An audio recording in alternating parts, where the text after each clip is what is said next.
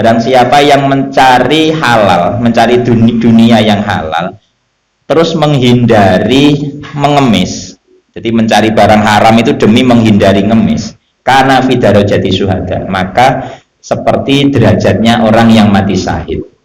Nah ini keren jenengan. Bapak kerja kesel-kesel demi mencari barang halal, menghindari daripada ngemis. Memang nggak boleh ya, dalam Islam ngemis itu nggak boleh. Menghindari ngemis, bersusah payah mencari barang halal, karena fi darajati syuhada, maka dia itu ada dalam derajatnya wong mati syahid. Wah keren, penting barang halal. Mangkana ini hadis lagi nih, man akala halalan arba'ina yauman nawwarallahu qalbahu. Barang siapa makan barang halal 40 hari saja, maka hatinya akan diterangkan oleh Allah. Nur. Nah ini jajal awake grayai kira-kira iki atine wis padang urung.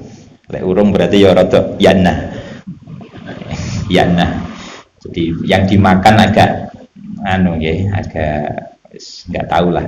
Wa ajra yana bi al hikmati min qalbihi ala lisanihi. Dan nanti hikmah itu akan menyumber dari hatinya ala lisanihi, terhadap lisan.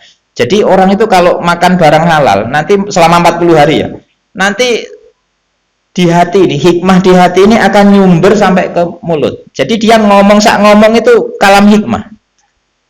Makanya kadang ada kiai itu sebenarnya beliau nggak tahu kalau tamu ini punya masalah itu. Kebetulan kiai itu ngomong ceplos nggak sengaja. Ternyata pas dengan kasusnya si tamu itu.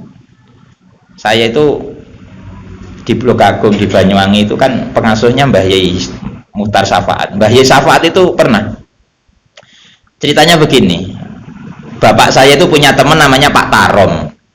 Dulu pertama berangkat ke Lampung pertama itu bapak itu dengan Pak Tarom itu. Terus nginepnya di sini loh Bu, di masjidnya Mbah sinten niki?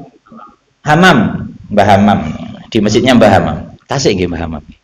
Tasik nggih. Lha itu wis jere abah kula iku rada wali Mbah Hamam. Rada wali. Karena Mbah Hamam itu pernah istrinya dibegal, diminta orang, sama Mbah Hamam diberikan, istrinya diberikan. Tapi setelah keluar rumah, begalnya itu nggak bisa lari. Perasaannya itu di luar rumah itu semuanya laut, nggak bisa nyebrang. Akhirnya sampai subuh muter rumah. Itu yang cerita Abah. Nah itu saya ceritain ini real, ini fakta.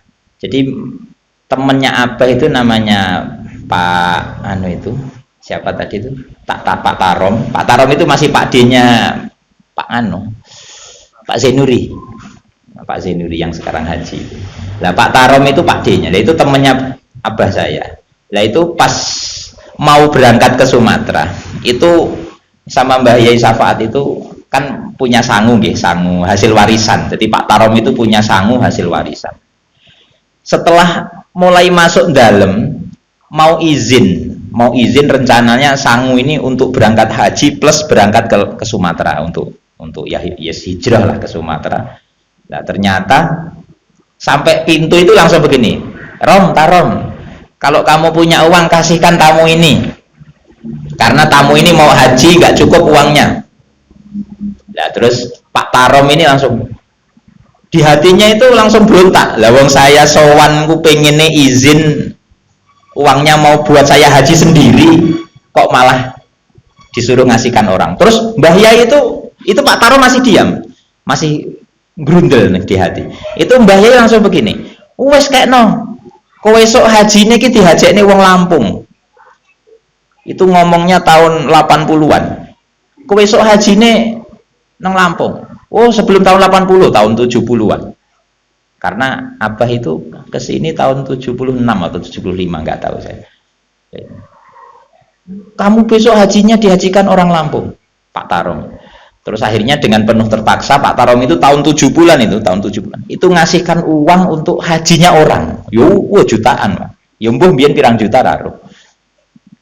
Terus setelah itu dikasihkan ya udah Mbah Yai meninggal tahun 91, tahun 91 meninggal. Ternyata bener tahun 2000 berapa itu Pak Tarom itu dihajikan dihajikan pondok Kota Bumi inilah, pondok Wali Songo, Pak Yai Ali Komarudin, Pak Ali Komarudin. Ceritanya nyambung, Pak. Jadi yang cerita ke saya itu Pak Tarom itu, terus saya ketemu Pak Ali Komarudin waktu di Kota Gajah ini, beliau ya cerita begitu. Iya Gus, tak hajikan Gus, karena itu ya Pak Ali saya. Oh alah. Jadi Mbah Yai mbuh ngomongnya ki ngarang apa piye kan? Ini maksud saya cerita kualitas hadis ini loh Pak. Jadi ya hadis ini benar memang. Orang kalau makan barang halal itu selama 40 hari saja itu akan nyumber hikmah dari hatinya. Bahasanya ya wa ajra ya nabi al hikmati min qalbihi ala lisanihi. Jadi dari hatinya itu akan nyumber kalam hikmah yang muncul terus ke mulutnya. Jadi ngomong ceplos itu ya pas. Padahal saat itu Pak Tarom belum ngomong, masih assalamualaikum di depan pintu, langsung dicegat. Kamu kalau punya uang kasihkan tamu ini. Terus diem lama, terus udah kasihkan. Besok kamu hajinya dihajikan orang Lampung. Itu jan fakta itu. Fakta. Terus ada lagi teman Abah itu yang dimarah oleh Mbah Yai karena izin mau ikut ke satu masjid, jadi diminta oleh takmir ngajar ke masjid. Malah Mbah Yai melarang, jangan ke masjid sana, itu masjidnya banyak anjingnya. Nah si santri itu, loh masjidnya resik suci kok ngomong banyak anjingnya. Dia tetap ngengkel karena faktanya nggak ada anjing. Jadi dinasehati Mbah Yai nggak mau. Nah setelah itu 5 tahun ikut ngabdi di masjid itu, ternyata masjidnya konflik, takmirnya rebutan. Ya rebutan pengarep, jadi rebutan jabatan. Akhirnya rame Pak. Terus akhirnya bertengkar. Terus baru sadar si santri itu baru sadar. Apa iki anjing-anjingnya masjid. Dulu Mbah Yai ngomongnya nggak usah melok nang masjid kono kayak akeh anjing.